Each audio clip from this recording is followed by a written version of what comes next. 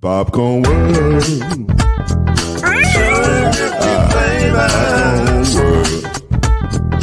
Popcorn World. Yeah.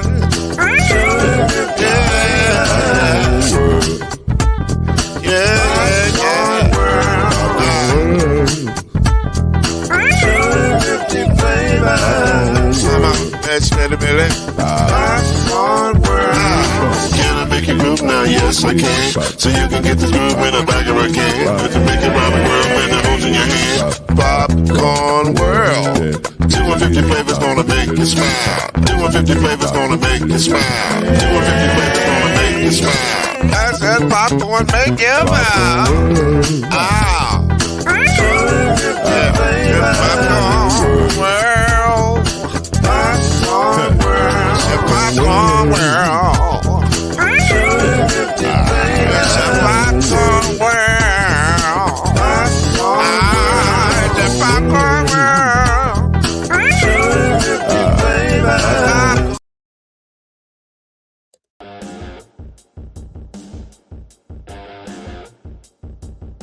Well, the last of the major pro sports leagues is off and rolling, and college basketball is ready to go as well. So you know what time it is. It's Bet Online time, y'all. And Bet Online remains your top spot for all your live betting action game content. What's up, y'all? It's your man, Lloyd Spencer. Listen, NFL, college football, UFC, NHL, all are in full swing, and Bet Online is your number one source for wagering news, odds, trends, and predictions. All the hoops betting action, along with every sport available at your fingertips, with both desktop and mobile access at any time. So head to the betonline.ag website, BetOnline today, and remember to use your promo code BLEAV, B-L-E-A-V, for your 50% welcome bonus on your first deposit. BetOnline is where the game starts. I better get on over there, Mike.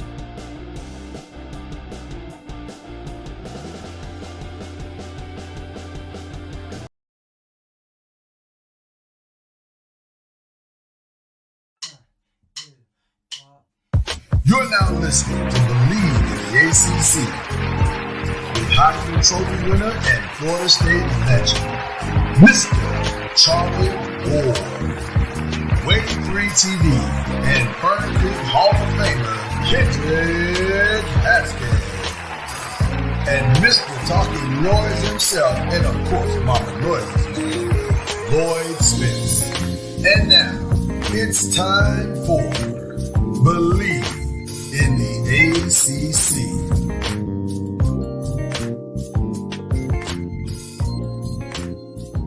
Well, with only 2 and possibly 3 weeks left in the season, things got real interesting after last week because Florida State took care of business and so did the University of Louisville.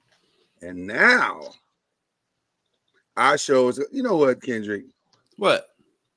You can, that's fine if you want to bring your broom out to talk about sweeps, that's fine. Because guess what, Kendrick? We ain't on that. What? We ain't on that. You know what? I got cold. This is what we on, Kendrick.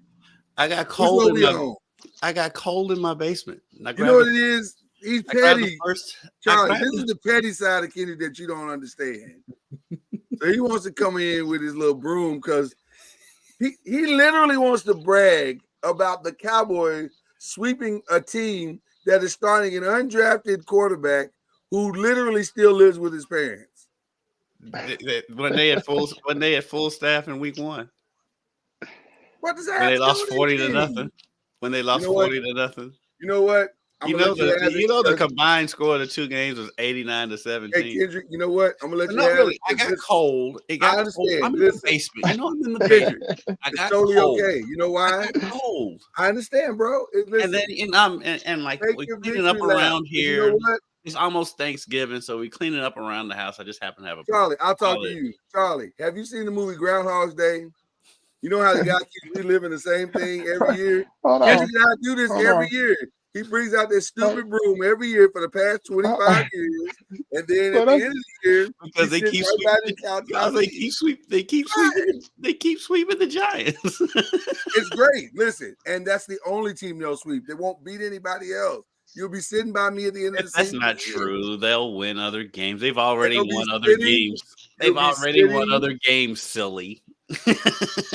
You'll be sitting by me, silly, at the end of the season, I know you this. always are. I know this year, bring better wings and meatballs because the ones you had last year were trash. No, my wings are fantastic. I'll let you have your time. And look, I Where know y'all held this party? In our minds, I think it'd be somewhere. It'd be somewhere in January. It'll be sometime in January because the Cowboys are not going to disappoint. They're going to lose at some point. But it'll be in January because it'll be in the playoffs where Dallas will actually be, unlike the Giants. You're right. You're absolutely right. Losing again for the 30th time in a row. Hey, that's why I got to take my small victories. I feel you, bro. Listen, do what you got to do. That's why I'm not trying to take this from you. But I was cold. And I hadn't really said anything all week. It's just completely okay. I'm not on that. I've told you repeatedly, we are on Texas Rangers business right now until further otherwise. Honestly, that's part of the reason why I did it, because you was out of control last week. I'm gonna be out of control for the next 3-4 months. I was just telling you. Lord. I'm literally planning a birthday party surrounded around the Texas Rangers. What are you talking about? So there you go. All right. We're sorry, Charlie, that you had to be a part of any of that. Because we have much more important things going on in the ACC. I'm glad I couldn't hear any of that. Like the Louisville Cardinals and the Florida State Seminoles, who are playing the best football at the right time. The collision course. It does feel like a collision course at this point. I turned to both my esteemed colleagues and asked them both, what do you guys, coming out of last weekend, what do you guys feel about this possible inevitability? Louisville with 2 ways to get in, win outright against Miami, or a North Carolina loss. Either way, they're in.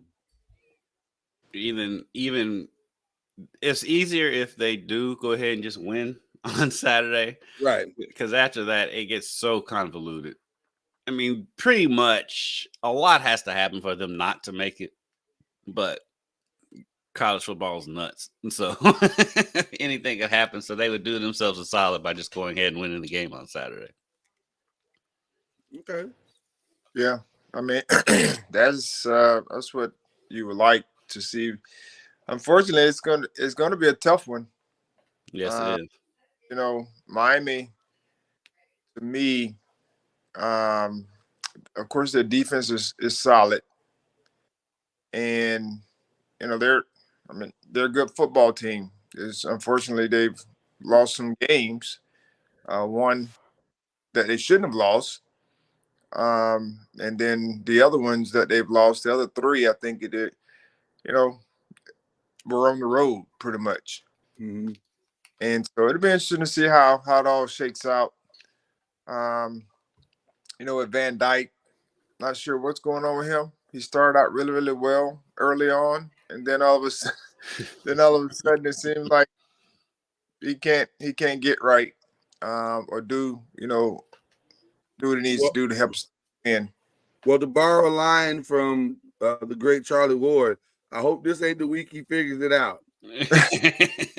Right. Yeah, I don't, to be honest with you, Charlie, I was stunned. I don't keep up with their week-to-week news like that. And I was kind of stunned when he wasn't in there. And I said, well, is he injured? Is he hurt? They're like, no, we just need something else. And to their credit, the kid was playing decent. He wasn't horrible. He wasn't great, but he wasn't horrible. And he was making it an interesting game, and then the bottom fell out. Poor kid. I guess he broke his arm. Is that what happened? Yeah, he broke it. He broke it. So he was. He was okay. No, I mean, I never felt threatened by him. Right. So once we got to a point where the game was, it was close. Yeah. And then we took a 14-point lead. He was making like a certain type of throw. So the only throws that he was making were some deep throws. Yeah. Everything else was really, I mean, he missed some throws, guys wide open. But I never felt threatened by him. And then once we shut down the running game, I thought we were in the driver's seat for sure. Yeah. So then they went back to Van Dyke, and you immediately saw why. Oh, that's why they're sitting. Yeah, because he gave them nothing.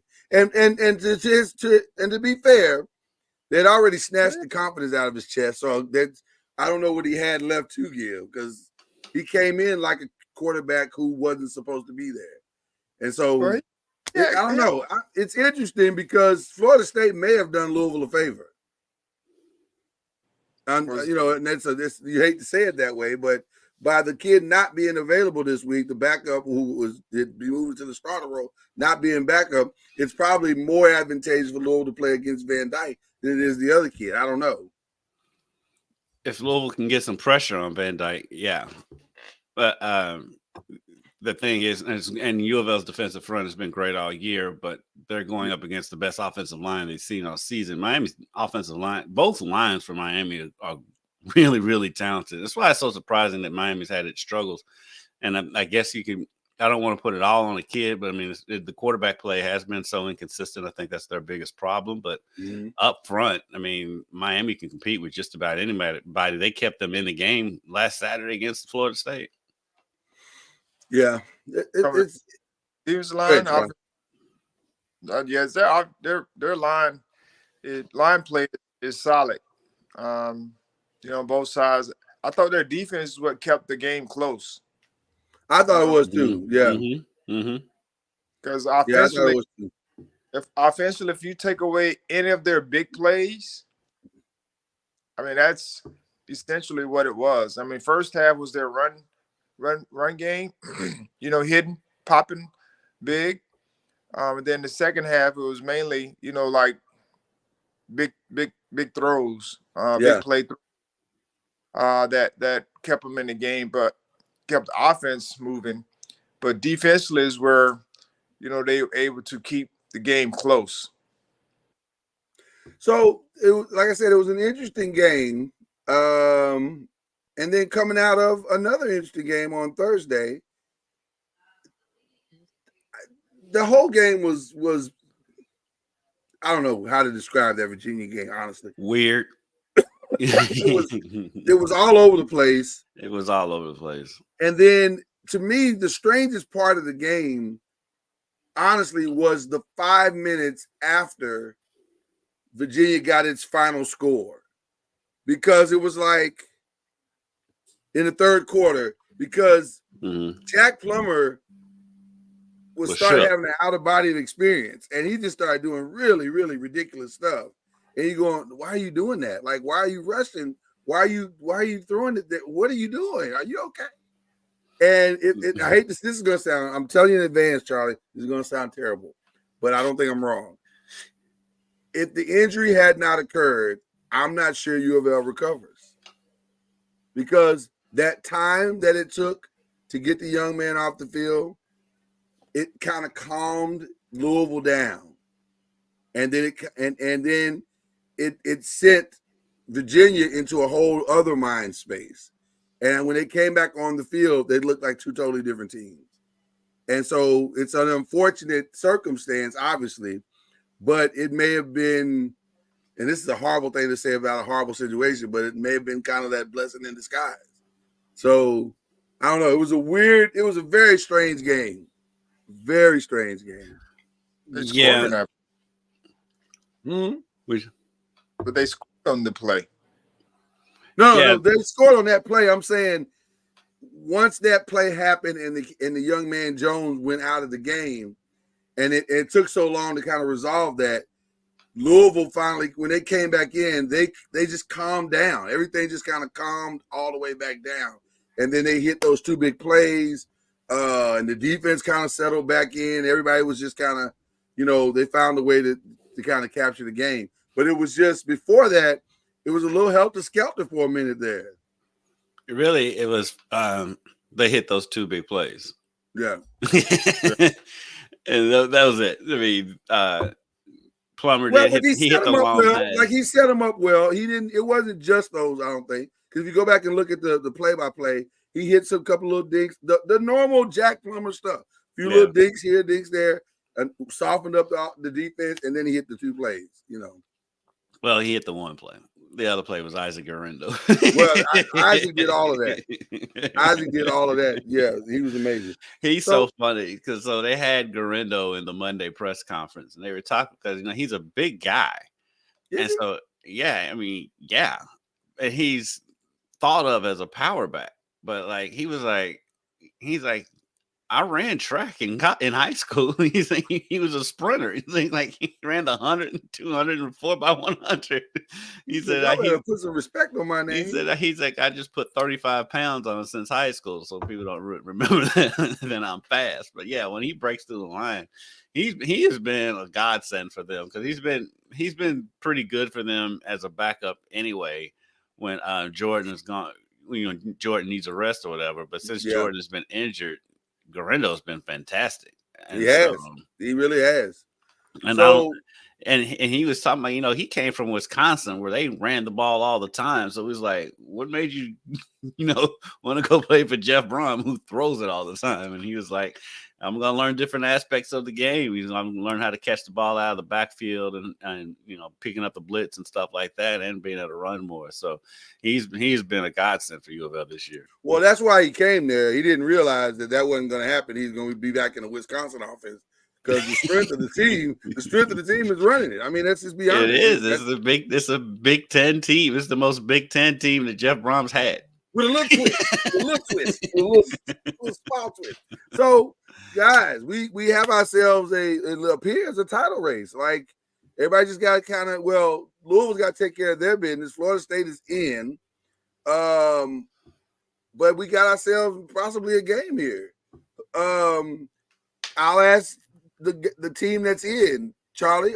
Who would you prefer to face, Louisville or North Carolina? What does it matter?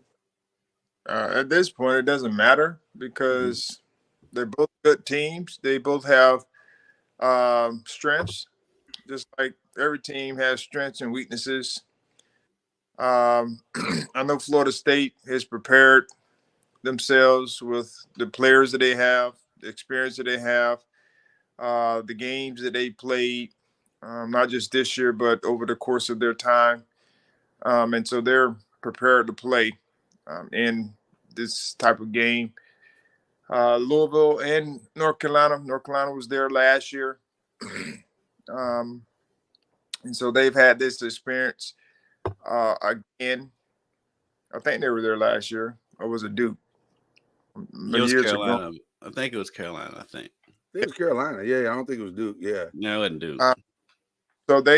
So they've been there before, and Louisville, of course, they just need to continue to improve each week in the sense of just being dominant in some form of fashion, just so they can. I know they'll have confidence going in, but it plays a big part when you're playing good, solid football. I'm just using this last game as an example, where they playing at home, or they're playing Virginia. As we know, Virginia's been trending upwards all season. Mm-hmm. And, they find themselves down, in the fourth quarter and having to find a way to fight back, which is a good trait to have because you need those type of games. You just didn't think that it'll be, at home against Virginia. But that's a good thing to experience as well, because you need those type of experiences in tough games to be able to be down, make plays. And so I think, both teams will be, a very good opponents when it's all said and done. And we should have a very good football game. Well, I'm very curious to see how Louisville handles this weekend. And I do agree with you, Charlie. I don't think at this point they're going to lose focus at all. It feels like they are locked in. What will be interesting is going back to your guys' earlier point. I can make a case that this might be the most physical team that they've played this year, especially in the trenches.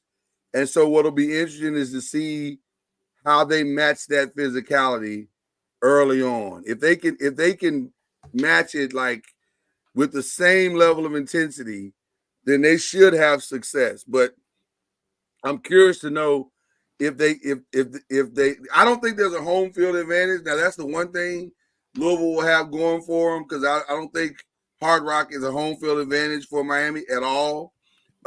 In fact, I'd argue that there will probably be, for what could be a historic day, there'll probably be as many Louisville fans there as there are Miami fans.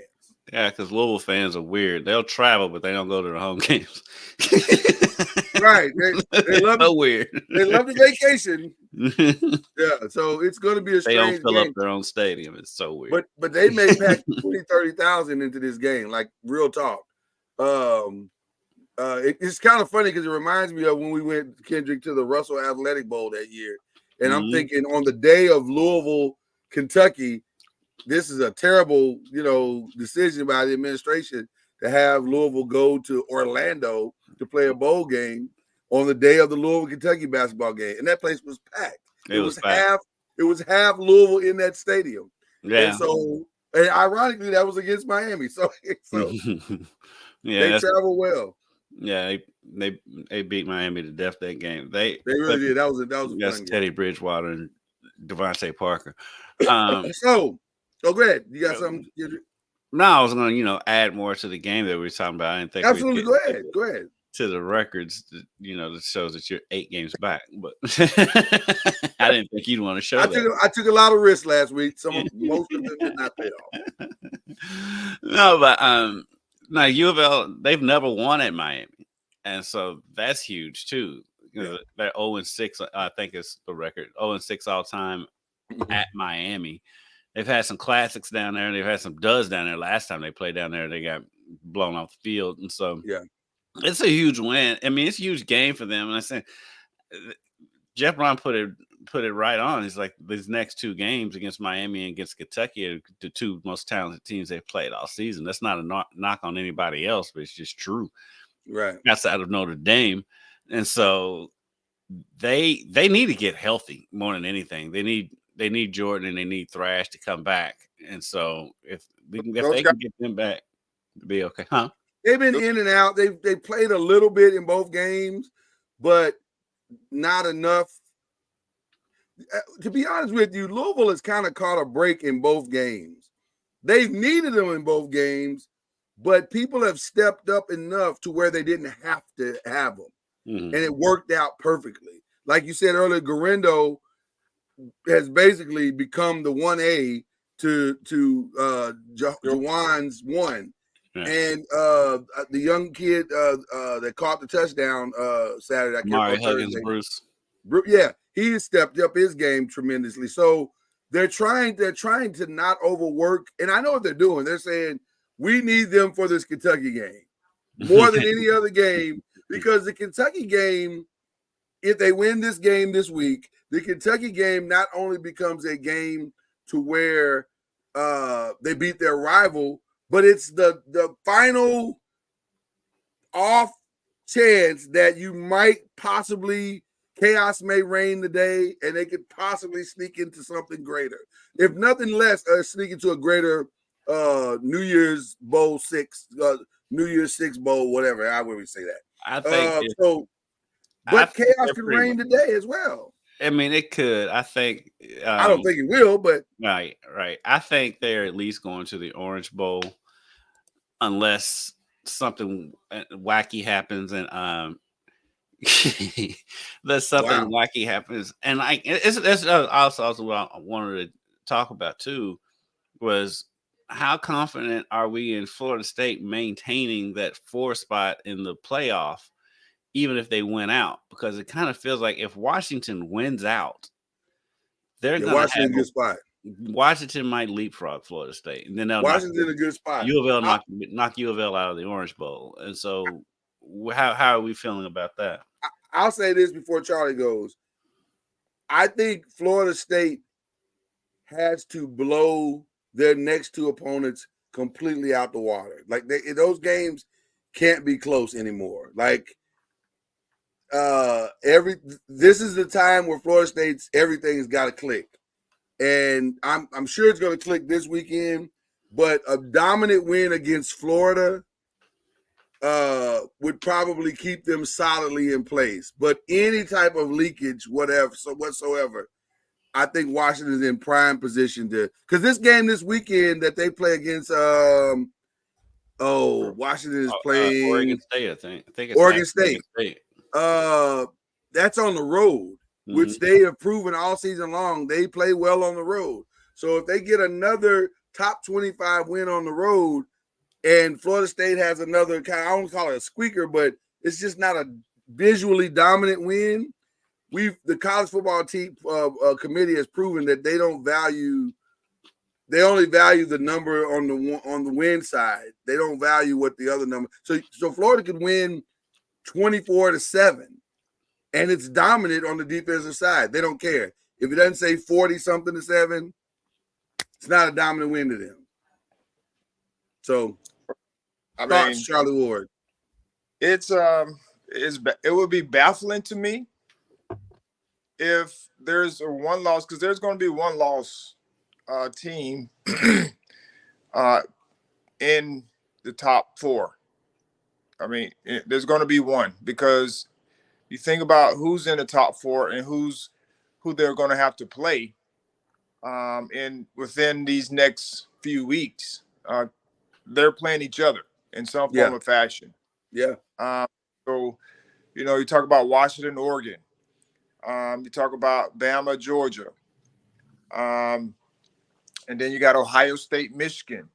I mean, those teams are playing each other.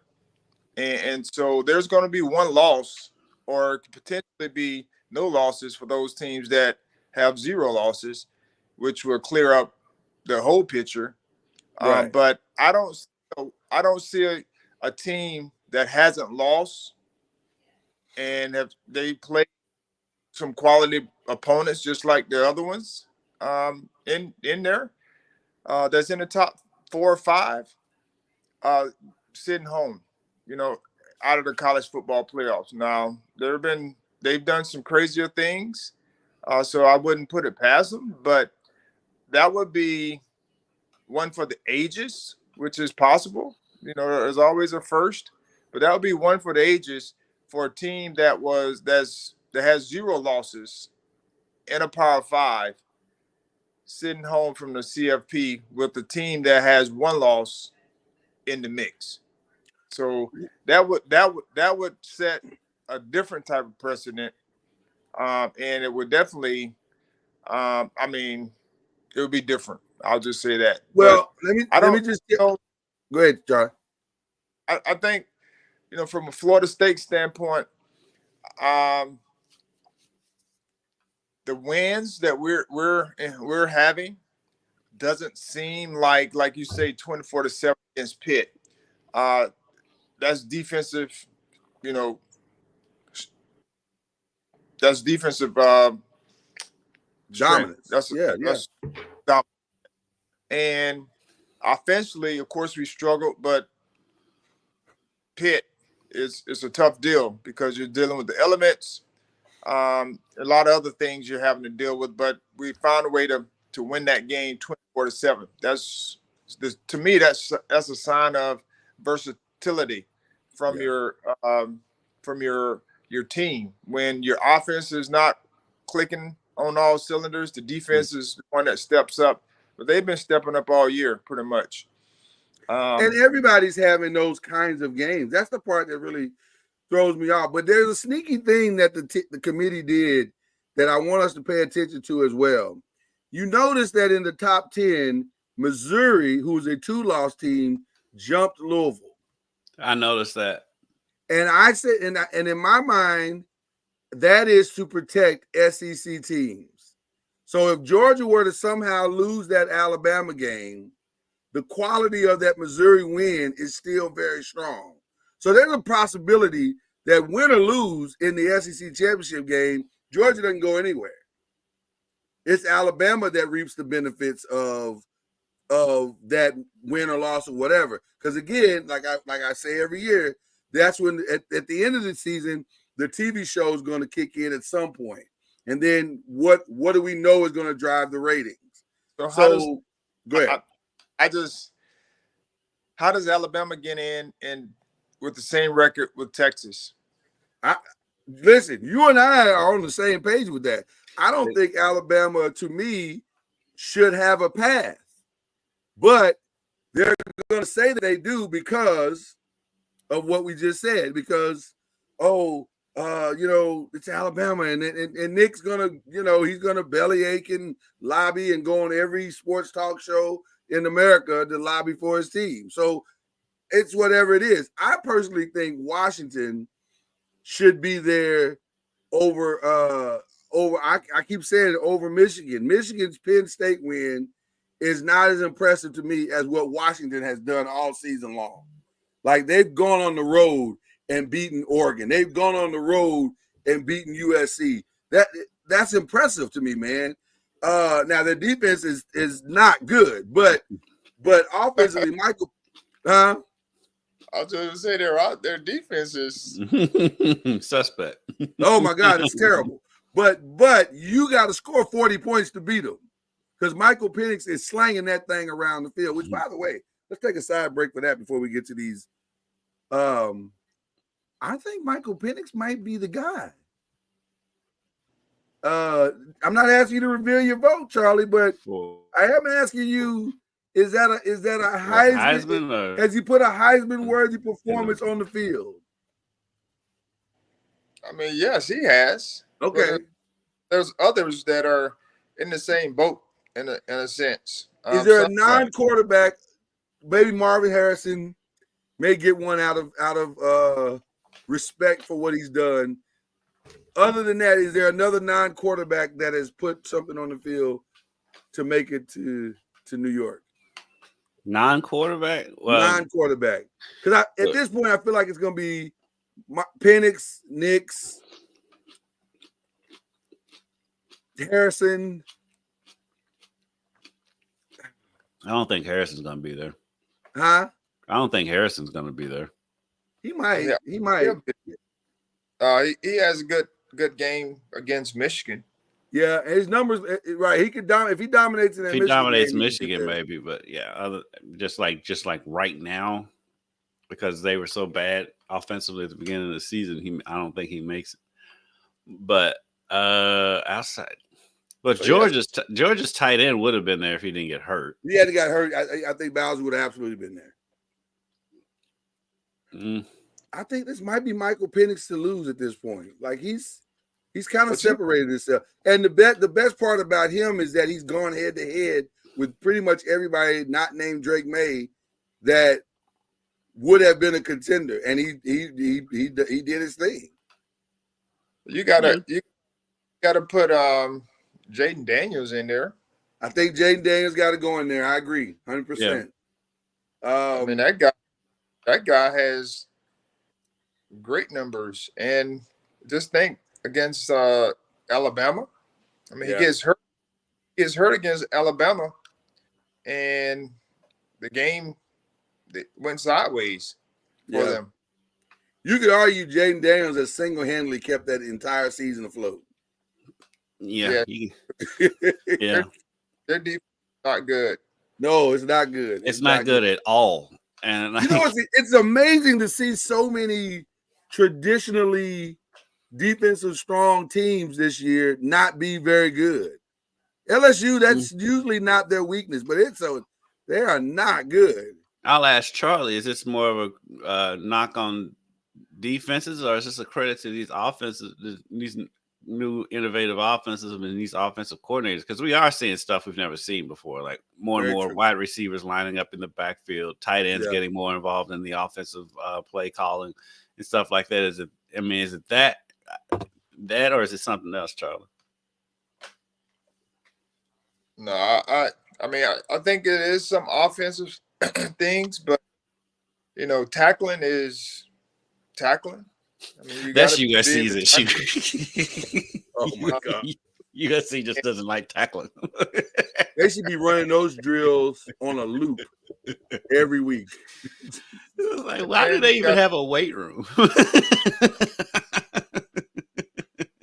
to be able to cover guys. Like you got to know who you're covering, and you those types of things. And then in the run game, you got to have your run fits where everyone's taking their lane and not two guys in the same gap. Just having those breakdowns, they play a big part. Yes, the evolution of the offensive game has been around for quite some time, since the late 1900s, but it's I still think you have to be sound in what you're doing, and guys have to hit their gaps and be willing to tackle and cover. Because when you have bust, you can't allow that bust to be you can't have multiple. If you get one bust and it goes for a touchdown, then that okay, cool. But when it's like multiple bust after bust assignments, that's where you get bad. And you look at the offense, be like, hey, this is a good day for us because they can't stop us. And defensively, you're just trying to figure that thing out as a coordinator, and you're starting to see more and more offensive and defensive coordinators getting fired in the middle of the year. Yeah, it's weird. It's very weird. I'm I don't want to go off on a tangent here, Charlie, but and Kendrick, but I don't understand the defensive back cornerback position anymore. Here's what I mean by that. There used to be a rule where when you're covering somebody, you look back at the ball or look back at you see where the ball's coming and try to make a play that way. I don't understand this thing where you never look at the ball and you just can somebody help me? You're a coach, Charlie. Help me with this new thing where you never look at the ball or where it's coming from or anything. You just put your hands up or try to make a stop that way. I'm very curious to know why that has become a thing. Because you see it not just in the college, but even in the pro ranks. They don't even try to look for the ball. Well, there's two ways that I think they teach it. One is to play through the eyes and the hands of the receiver. So that's the one where you don't look at the football. And then the other one is to get contact, where most times you get contact anyway, and then you take a peek back to see where the ball may be. And so those are the two techniques that a lot of coaches are coaching today. I think it's been taught that way for quite some time, but it's more so just two different types of technique. Which do you prefer? I'm curious. I think they're both good at different times. Okay. Those situation, and like sometimes you may not be able to get your head around, but you have to play through the hands and the eyes of the receiver. And sometimes it works, sometimes it doesn't. And then those that turn around, sometimes they get lost. When you taking a peek at the receiver, the ball is either short and you're taking a peek, or the ball is long and the receiver get disconnected in some form or fashion. But you've seen guys get interceptions. You've also seen guys give up touchdowns. So I don't think there's a specific technique that works better. I think it's a matter of who is doing it and how well you can do it.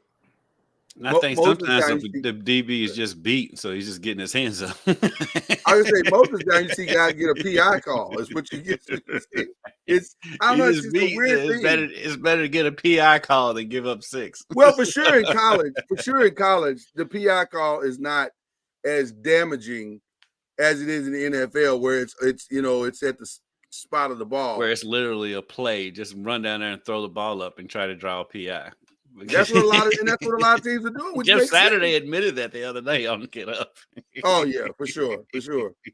Shout out to Russell Wilson, who was, Who was that?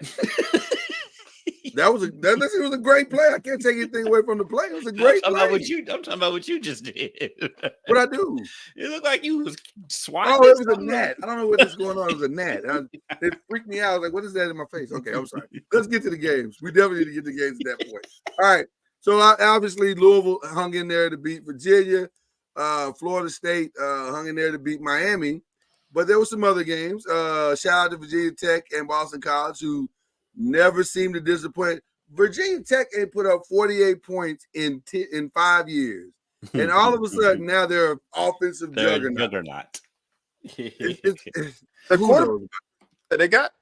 a solid team. I don't know. They're a good football team. The quarterback is coming around. Not 48 points though, Charlie. Well, it's Boston College. Well, that is touche, Charlie. Touche. Clemson.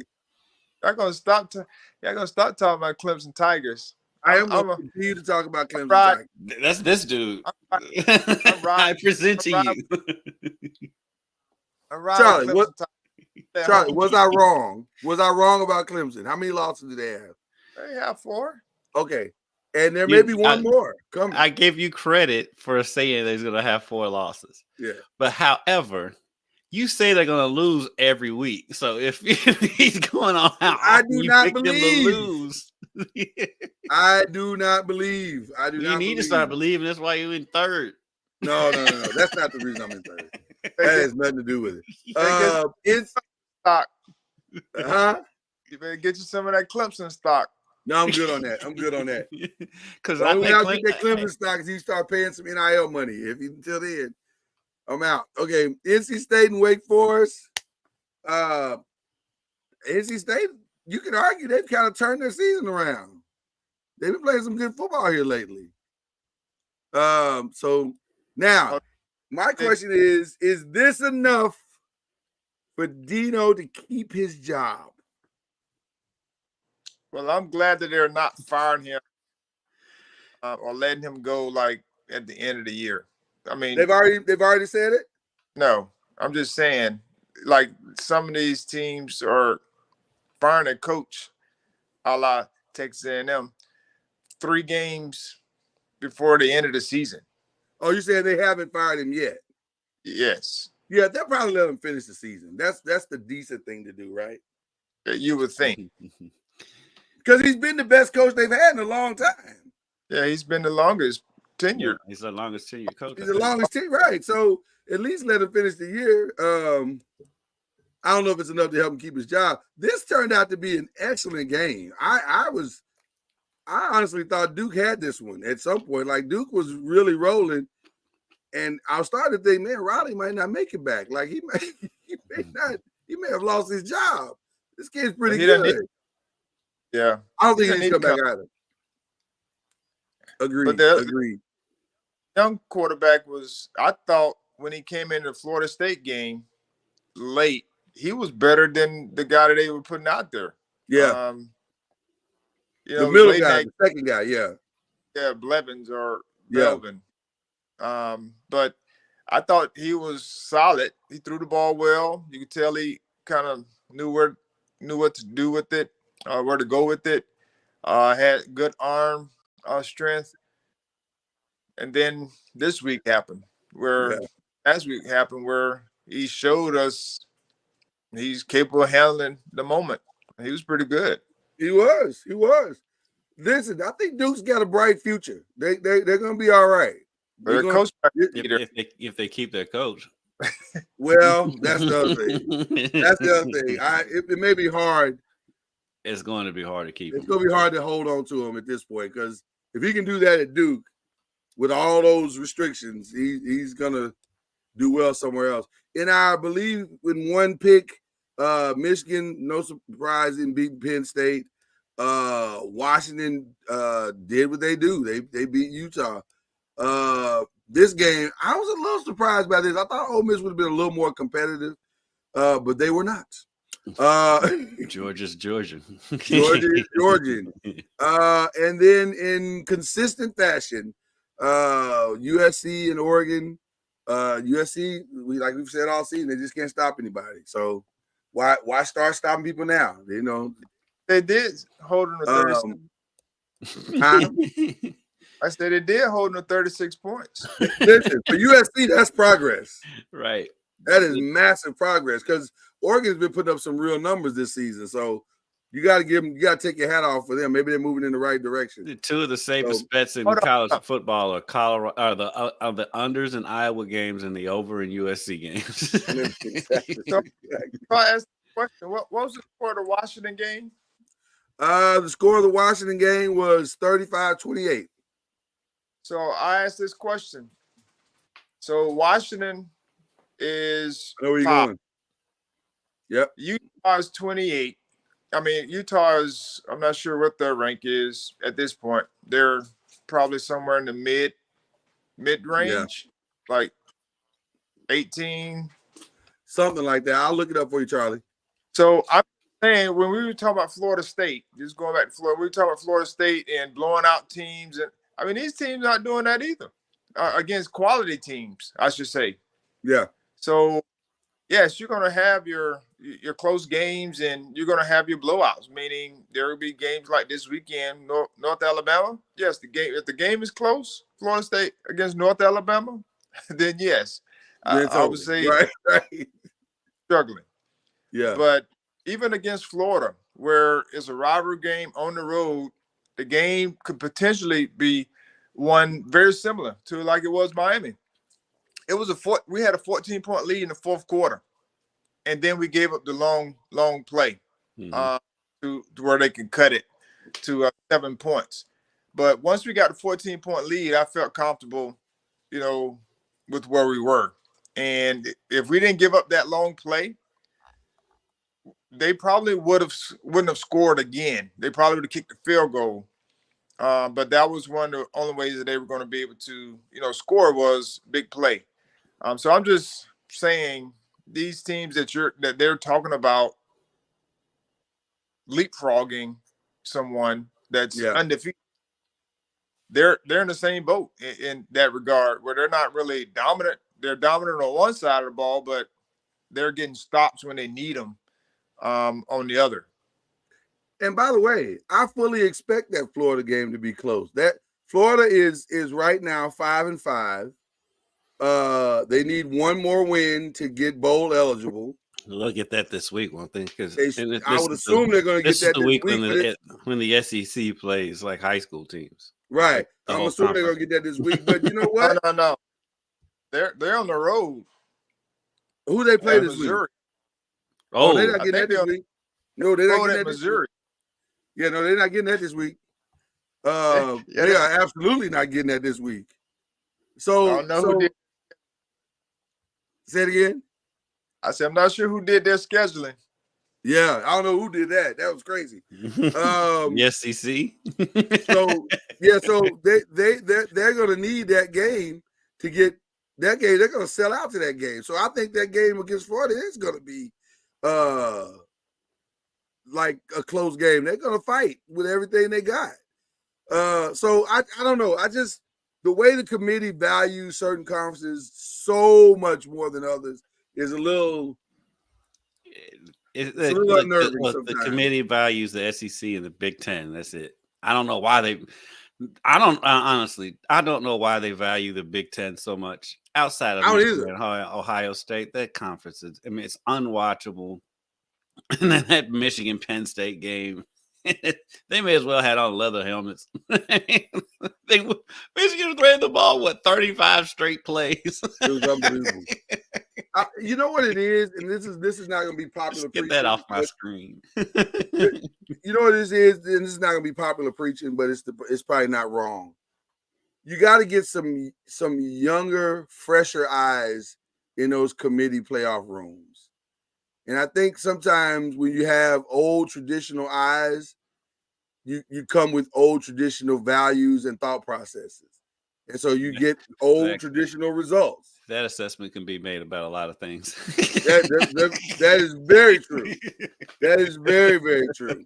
But I think it's time to put some fresh blood in that room so that you can get because the reality is there's no way you can not watch Washington and say what they have done is not better than anything Ohio State and Michigan has done this season.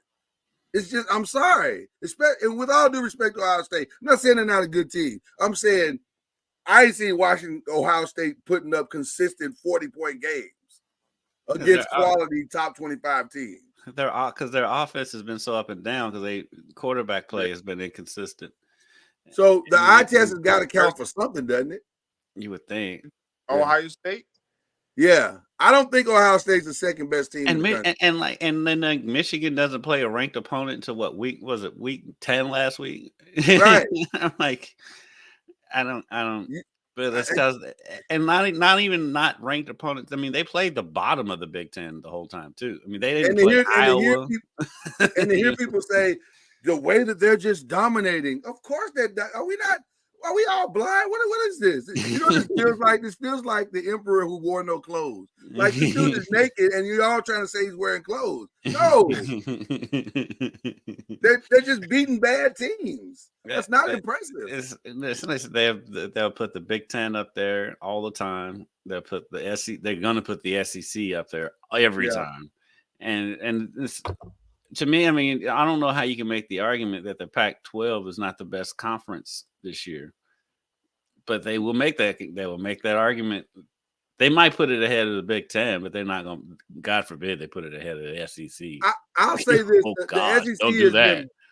I'll say this: the SEC has been better this year than it's been in past years. They've got at least a few better teams. A little bit. Do they? Well, a little bit. Outside of Alabama and Georgia, and maybe I guess you can throw Missouri a bone. You throw Missouri in there, and Ole Miss and LSU. Ole Miss is Ole Miss. Ole Miss is they'll have a good record, but when it comes to actually beating good teams, they never do. Right. Right. That's the only bad part about it. So Tennessee is Tennessee, and then the rest of the conference. I mean. But I don't think those teams are better than right. I agree with you. Yeah. All right, here we go. Week 12 games, people. We got Boston College, Auburn's terrible, and Pitt, or Charlie, as what Kendrick and I start calling them, the game. Who's watching this? I'd say, well, people in Boston might watch it if there's nothing else to do. Like if they get a snowstorm, there is something.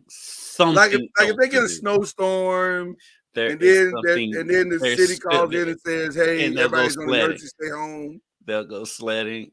There's something else to do, especially in those cities. Probably true. It's probably true. Who you going with, Charlie? I'm gonna go with Pitt because they're playing at home. Right. I go with them because they're playing on that asphalt in their football stadium. I think we'll all sweep on that one. Let's see here. We got Duke and Virginia. This is a tough one. I hate that for Virginia. They just keep running into. No, I'm gonna go with Virginia because they're playing at home. I think they've been trending upwards all season, been getting better. And last week, I thought they didn't hurt themselves in that realm. They were in the game late and gave up 2 long touchdowns, to lose it. And Duke, of course, is playing well with their new quarterback. They were on the road last week. So be interested to see, but I think I'm gonna go with Virginia. Okay. This game's hard. You got the 2 freshman quarterbacks competing against each other. Yeah, and I was super impressed with Virginia's quarterback against Louisville. He's pretty good. Yeah, he's got some speed on him. That dude's fast. He's pretty good. Yeah. Matter of fact, that was their whole running game. And that's also like, why wasn't he starting before the season? That's a whole other. Because I was certainly thinking, Tony, what have you been doing, bro? Like this dude is clearly better than what you've been running out there all season long. Okay. And this is a hard one for me. I think I'm gonna go out on a limb and go. Even though I don't think it's that much of a limb, I'm gonna go out with Duke though. I'm gonna go with Duke in this game. Yeah, I went with Duke. I just like but Duke's it's defense, like but it's not a lock. No, it's not a lock at all. Not a lock. I can see it going to. I can see Charlie taking the lead. Absolutely. By the way, Notre Dame is still playing football, guys, and despite what many might feel, this week they're going to do it against Wake Forest. That should be no problem. Yeah. Notre Dame. Yeah, Notre Dame. All right. It gets real interesting this weekend. This is an interesting one. Gets real interesting. North Carolina. I know where Charlie's going. It's not interesting for me. I'm going Clemson at home. I'm buying some stock right now. I may have to sell it after the season, but right now they're playing good, solid football. Buy low, sell high, huh? As long as Shipley's playing, that gives them the two-headed monster running game, and they're on a coach got them playing at a different level, mentality-wise, because he's fired up and he hears all the noise from everybody else, and the players hear it as well. So that's why they're playing inspired football. Is Florida State their only home loss this season? Has all the rest of their losses been on the road? Yes. Yeah, they're not losing 2 games at home. I think this is the game. What time is this game? Is this a 3:30 game? I already know. 3:30 game, yes. I already know where Lloyd's going. I knew where the two of you all were going before the game even came up.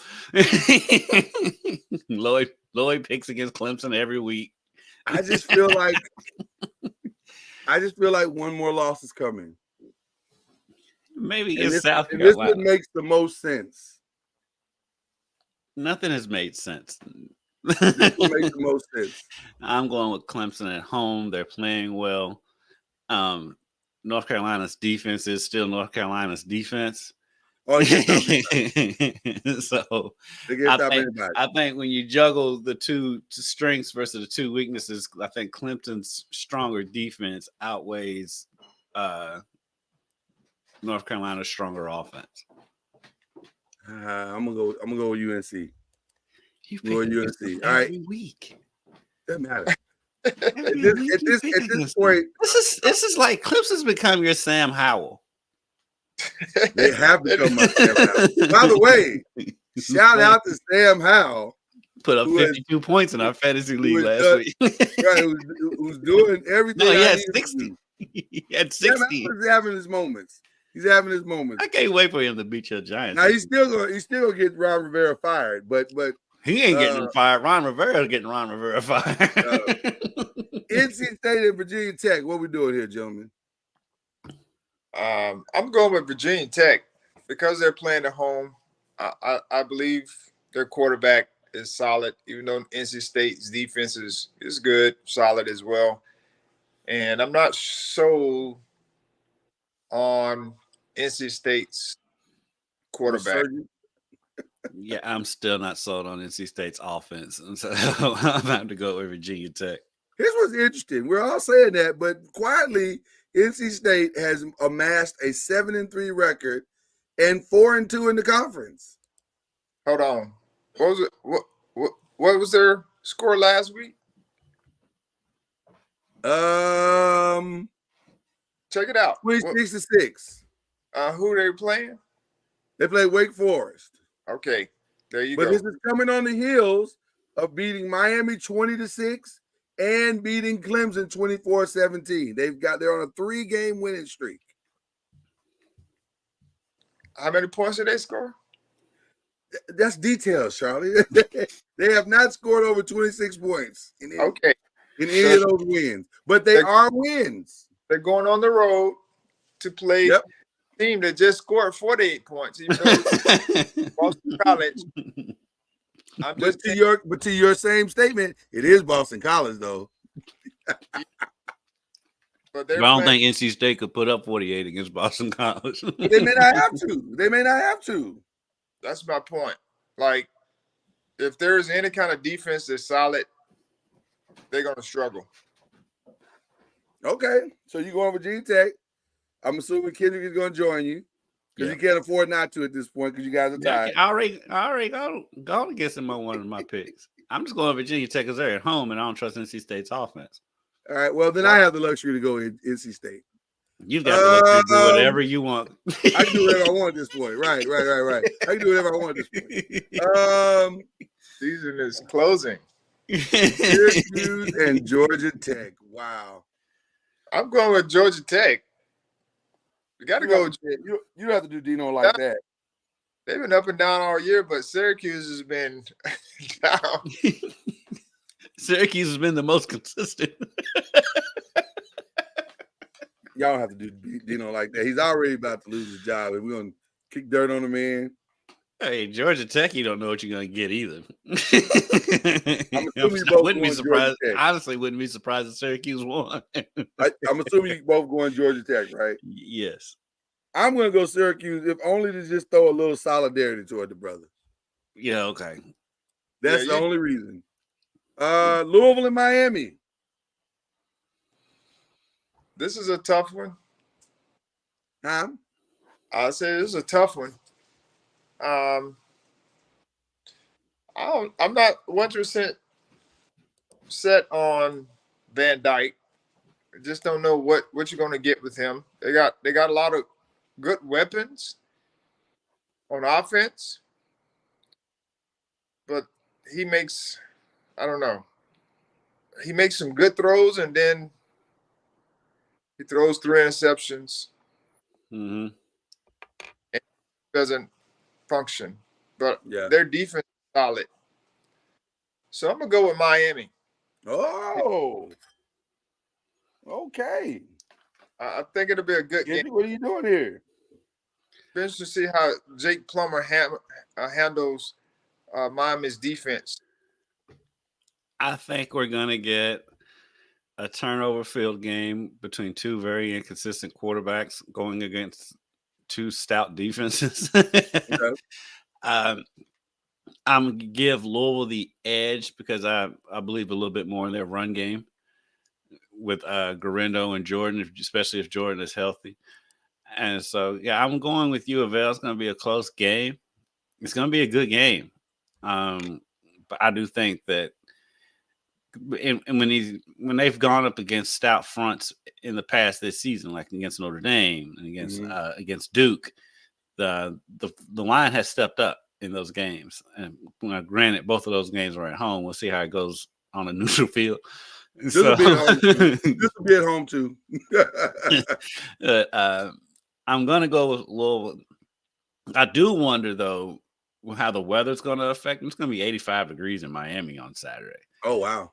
It hadn't been 85 degrees around here. Now, it hasn't been cold, but it hasn't been 85 degrees and humid since October. And so there's no way you can prepare for that. Tell you guys to hydrate. You gotta drink water. How often do we see college kids cramping up because they don't hydrate? So, I'm gonna go Louisville in this game. I say they win by a field goal, even though their field goal kicker is kind of hit and miss. When Louisville beat Notre Dame and even the other games they won that were big games, if you want to call them that. The one thing I think that was the Notre Dame was the one I keyed on. It felt like Jeff kind of shrunk the playbook for Jack and said, I don't need you to hit every play, especially not every big play. I just need you to not make mistakes and to take what's there. I think that's what this game will be. I don't think you're going to see him trying to throw the ball to Thrash or whoever down the field 5 times this game. It may be once or twice. They may catch somebody slipping and then he'll throw it. But you're going to see those dink and dunks, take what the defense gives you down the field game. And I think that's the reason why they're going to beat them. It won't be because they're just so talently superior to Miami, because I'm not sure that's true. But I think in the right key spots they are. And if they can catch Juwan out the backfield, Garendo out the backfield, doing some special stuff, that'll probably be enough. So I'm going to say Louisville Maybe by a touchdown. Not much more than that though. Like I don't think it's gonna be a blowout. But it doesn't have to be. It doesn't have to be. They just got to win it. And the thing is, though, with Miami, though, you just don't know with them because they have been blown out and they've been blown out at home, and so you just don't know. And to Pastor Court's credit in the comments, he said, Georgia Tech did beat Miami. It'll now to that credit, Miami beat clear because Miami did some really stupid stuff at the end of that game. But at the same time, that might be also the reason why Louisville can win that game. So it'll be interesting to see. And then, of course, I think we're all clear on this one. I don't even have to. Now go ahead and try to make up some ground, Lord. No, not with this one. I'm good on that. But in this BLEAV one game pick, though, maybe here we go. We got Michigan and Maryland, Minnesota. By the way, we'll get the results of the. We'll get the results of Harbaugh's appeal thing tomorrow, right? I guess he'll go to court and we'll find out. Sharon used to coach here, the coach that was on TV. Oh, I know Sharon. I'll be honest with you. I was like, stop, Sharon. You gotta.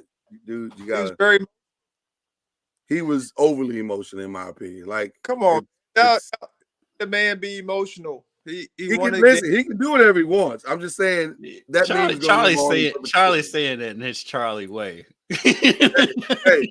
He's laughing too, but he's just it's okay for him to do it. Just know that, just like Jordan, when you're emotional, that meme lives on in perpetuity.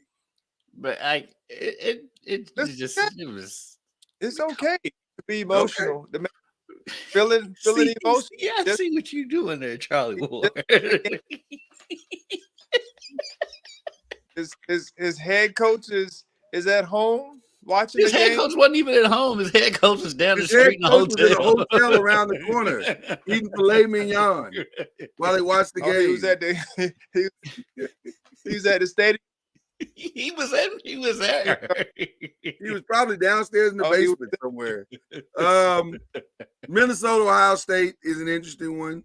Oklahoma, BYU, Georgia. We got Georgia, Tennessee in the final game of choice. Washington and Oregon State. I'm gonna say something about this Minnesota, Ohio State. Not necessarily saying I'm gonna pick it yet, but it's an interesting one because Minnesota.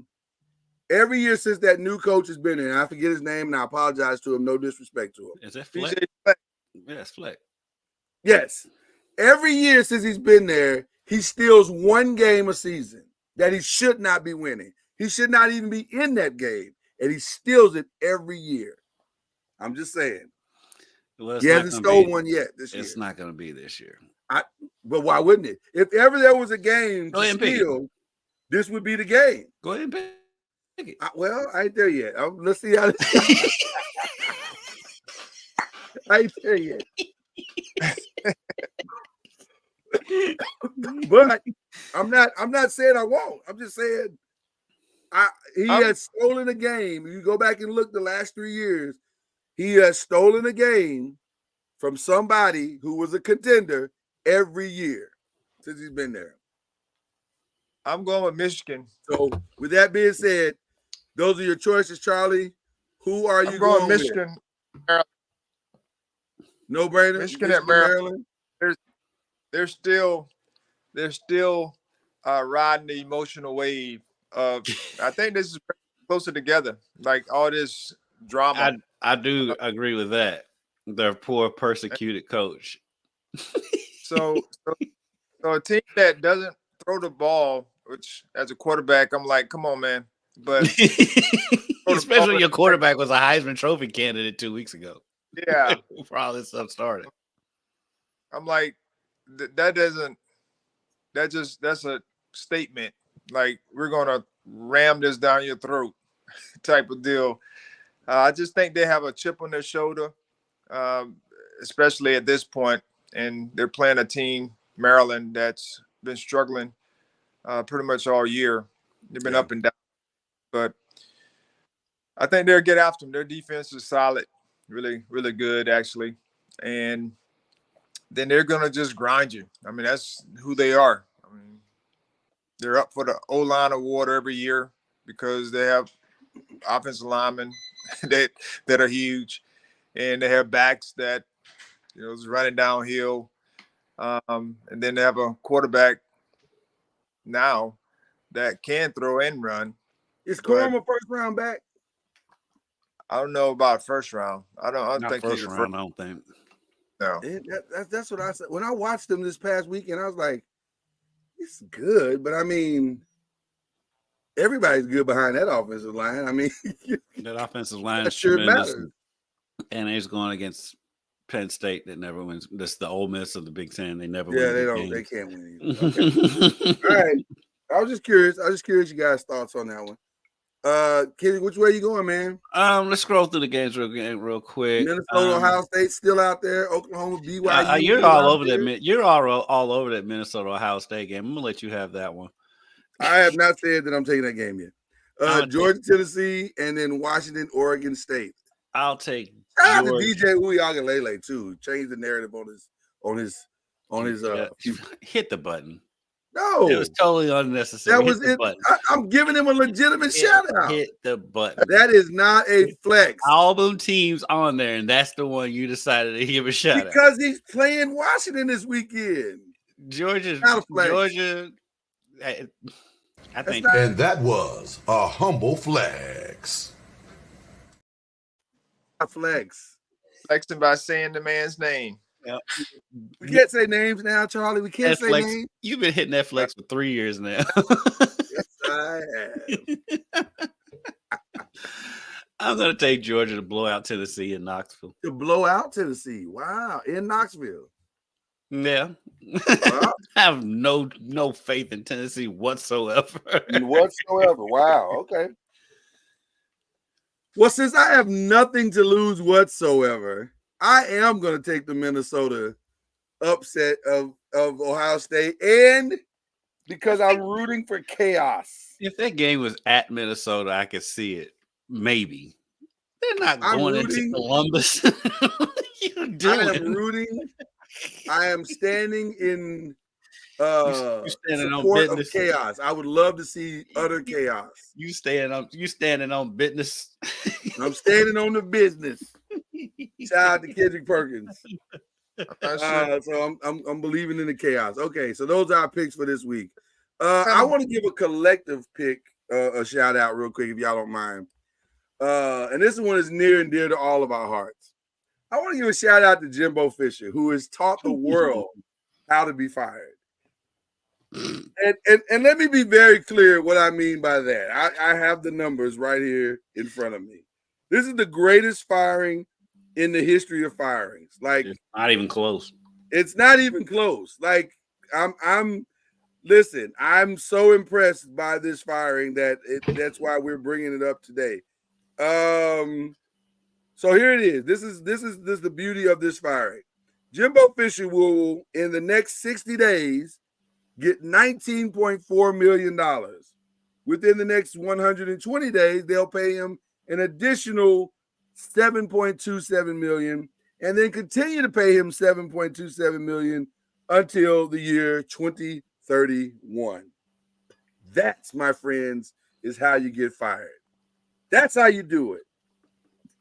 Look up Chris Mack's numbers. They're not that. Look up Chris Mack's numbers. Chris Mack, I gotta look up Chris Mack's numbers. They're not that. Nobody's that. But nobody's that. That's never happened before. When the whole fire Kenny Payne thing comes along, just look up Chris Mack's numbers. I will. I absolutely will. Kenny got a quality win last night against Coppin State. He said he may have saved his whole season. So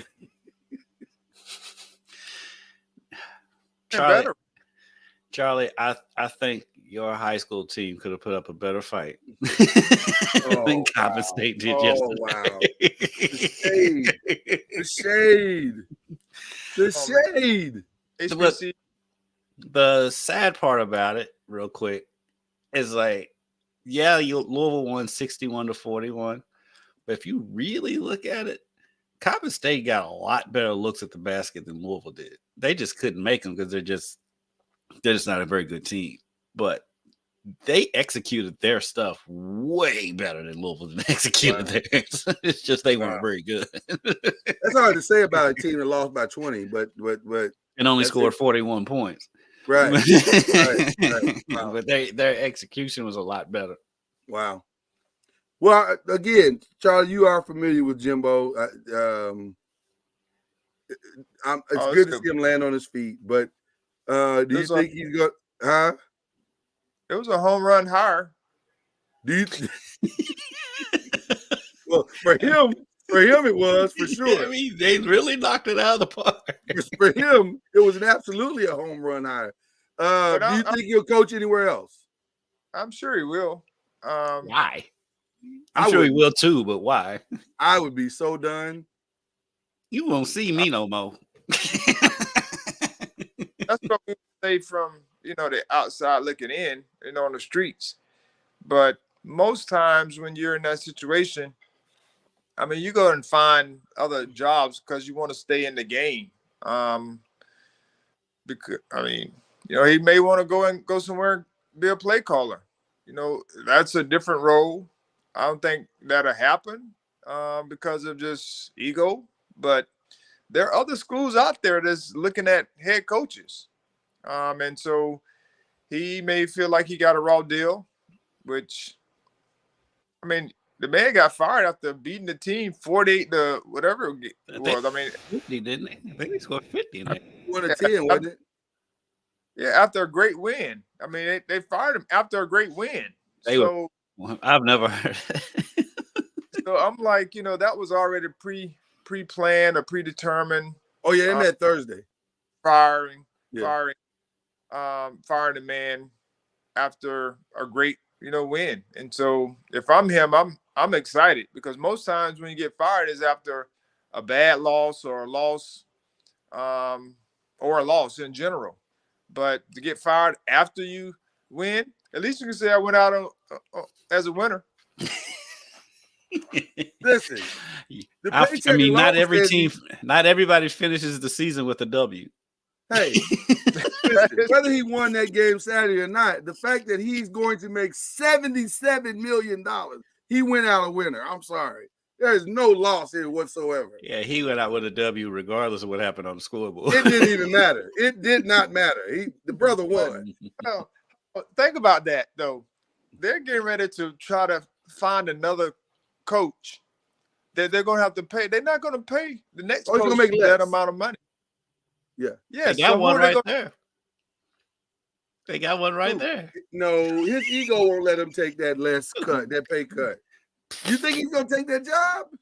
He gave up being a head coach to be the job he's at now. Oh, Bobby P. But isn't he part of the problem? Not necessarily. I don't think Bobby's going to get that job. I don't think Jimbo getting fired had nothing to do with Bobby Petrino. I hate to say this, and this is going to sound really bad. I like to tell you guys in advance before I say it. They're probably going to find some young, talented black coordinator and pay him pennies on the dollar, and he'll be the next head coach of Texas A&M. But whoever it is, I mean, not going to make as much as Jimbo made. I mean, that's why I'm saying. That's why I said it the way I said it. They overspent to get him from Florida State when he was already wanting to get out of here anyway, or they were getting ready to want him to get out of here. And so it's kind of a good thing that because no one was going to pay him that amount of money to coach. But here's the thing, Charlie, just to piggyback on what you just said. No one is going to come in that's quality or proven. I won't say quality, proven. If they know that $75 million is the ceiling, I'm not going to go all the way down to 5 years for 10 unless I've never done it before. But they're not getting Lenning at Oregon. They're not getting Urban Meyer because I'm hearing actually that he may be headed to Michigan State actually. Because that's a great idea. Yeah, I'm hearing Michigan State right there. They're not going to get any. They're not going to. Lane Kiffin. I heard that name thrown out there. I don't think Lane is leaving Ole Miss for Tech. Why would you leave Ole Miss for Texas A&M? That's not necessarily an upgrade. You got to go compete with Texas and Texas Tech and Houston when you can stay in Ole Miss and steal players, and you got all of Mississippi to yourself. Why would you do that? So I don't think they're going to get. I don't think the search is going to merit what they think it's going to merit. Huh? Because of the money. Yeah, well, they're going to have. But that's my point. They're going to have to write another big check. And do you want to be paying two guys in excess of $125 million? Obviously, they have no problems with it. If they paid off Jimbo. Well, I tell you what, if they do that, if they pay another coach $50 million to come in, then they're the problem. Now we know where the real problem is. But here's the other part of that. Here's the other part of that, though. It's because of how much money the SEC is making and how much money they're about to make in the new TV deal that they can afford to do that, and alongside with being in Texas with all that Texas oil money. That's where that comes from. I just think that, and listen, you guys may be right. I just don't know the coach. Who could they steal? Unless the offer is just insane. Like they say, Nick, we're gonna pay you $125 million. Nick's like, okay, cool, I'm out. Okay, cool. So, but I just don't know who. Right, I don't know who they could go steal at this point. I don't know. I mean, it'd be interesting to see. Once it's all said down, all the speculation, but it'd be interesting. They're gonna have to, whoever comes in is gonna have to re-recruit some of their players because there is going to be a lot of cherry picking from that group. And I know Coach Prime and Colorado, they got their eyes on a few of those linemen. He'll have practically the whole offensive line. And I said that running back Owens, he was originally committed to Louisville in the first place. He may be recommitted here coming up here soon. So it's going to be interesting to see how this all unfolds. But Texas A&M, people are going to start backing up their shopping carts up there like it's Sam's. You ain't lying. Who you got shouting out this week? I'm gonna shout out my Lady Seminoles basketball team. They beat Tennessee this past win. Real good win. Mm-hmm. I was blessed to be able to watch it in person, so it was really, really good for Coach Brooke, who just had surgery like a week ago or so. Oh wow! But she was actually on the sideline coaching them up, which was, to me, I'm not sure, it was impressive, but hopefully she's fine. But it was a great win. And we play Florida tomorrow. Actually, it's a doubleheader. The men and the women play Florida back-to-back in Gainesville this year. So looking forward to seeing how they continue to progress. And the men have been playing well. Of course, they've been playing, some teams. But in the past, we've seen them struggle. Actually lost some games last year to the teams that they played so far. So it's off to a good start for both the men and women's basketball team here at Florida State. So I'm shouting out Coach Brooke and the lady team for beating Tennessee. College women's basketball is off to an amazing start. It has been nothing short of outstanding. Right. I mean, so Michael much Wilbon even said it on Pardon the Interruption the other day. He's like, I'm excited about women's college basketball. I'm like, man, you need to step it up because I'm not excited to watch you. I'm not. If we're being honest, I'm not. The women are bringing it. Who was that just played the other day? Iowa and Virginia Tech. That was a heck of a game. Oh my goodness! The showcase men's games haven't been bad. I mean, they've been pretty good. Tuesday was I get too carried away. Yeah, Tuesday was good. No, Tuesday was good. And the Duke Arizona game on Friday? That game was good too. There's been some good men's games. But all the way across the board, the women have been outstanding. The women have been. Let's And be clear. part of it too is they've had more marquee matchups so far than the men have. But They have. They absolutely have. the men's games have been great. That Kentucky Kansas game was great. Yeah. My shout out is a kind of a tongue in cheek shout out. When there's something you've been wanting to do for years and it's obvious, and you finally see that smidgen of light to do it, and you pounce on it and you choke it out on TV. Shout out to Draymond Green.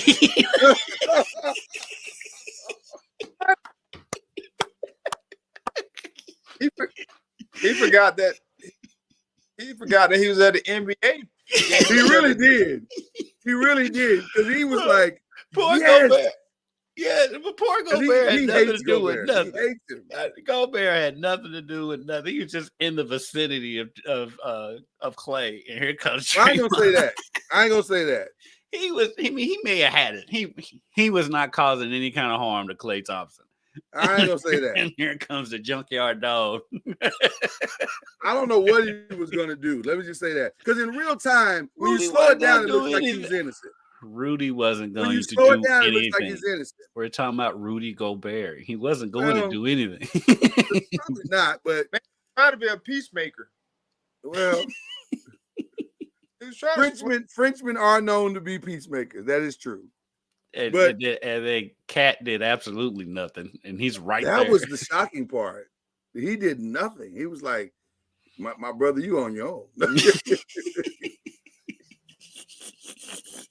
Shout out to the NBA being feisty again. The NBA was feisty the other night. Yeah, It was like 4 fights. Yeah, this is good. Or pseudo fights. Or It was this four version. NBA fights. Listen, we sound ridiculous saying there were 4 fights to a guy that has literally been in an actual NBA fight. So we apologize, Charlie, for classifying any of this as fight. Who watched his coach clean Alonzo Mourning's leg. We apologize. Now that it's setting in what we're doing, Charlie, we apologize for calling any of this fighting. These scuffles or kerfuffles. I was in a fight. I was in a scuffle. You was in a scuffle. Okay. That was a scuffle. So yeah, these are the same things. Shout out I to don't even Draymond call these Green. scuffles. I don't know what these are. Shout out to Draymond for taking advantage of an opportunity when he saw Oh boy, did he take advantage. He earned that 5 days vacation. It should have been more than that for all the stuff he's been doing this year.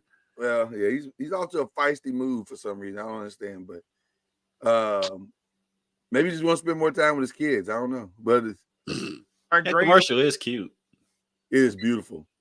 What's that, Charlie? I said, it's Draymond Green like. Yeah. Yeah. All right, people. This has been so much fun, as it always is. Should be an interesting weekend this weekend. And let's see if Louisville can close the deal. And then we got ourselves an ACC title game. They really don't even have to win, because I mean, if Clemson beats North Carolina, they get in anyway. Yeah. I think there's a whole lot of weird math that Virginia Tech still has an outside shot, but I think it's pretty much. I think it's Louisville's to lose at this point. Yeah. They control just win, and you don't have to worry about it. Yeah, you win, it's over. It's game. So, all right, people, appreciate y'all. Shout out to the rewatch and love everybody. We'll be back next week. Do it all over again. Kendrick Haskins, Lloyd Spence, and the great scuffle master himself, Charlie Ward. King of the kerfuffle. King of the kerfuffle. I forgot. You've been. I stopped it, Charlie. I stopped it. Go ahead. Oh, I forgot. I need to shout out my man Jameis Winston. Jameis getting his jersey retired this weekend. Oh, he is? The 10th year of the 2013 national championship. So Oh, wow. I guess it has been 10 years. Wow. Wow, yeah. Congrats. One of the best college quarterbacks ever. I agree. He was one of the best, for sure. And he's one of the most watchable quarterbacks in the NFL right now, because you don't know what Jameis is going to do. I tell you what. I think Jameis, much like RG3, when his career is over in the NFL, I think he's gonna make a ton of money in somebody's broadcast booth. He's just got a Or- watchable quality. Or stand-up comedy. Or stand-up comedy. He could go that route as well. One or the other. He's got a career in front of the camera. James is hilarious. He's a funny guy. He's a funny guy. All right, people. Now we're closing. You guys have a good week. You've been listening to Believe in the ACC with Charlie Ward, Lloyd Spence, and Kendrick Haskins.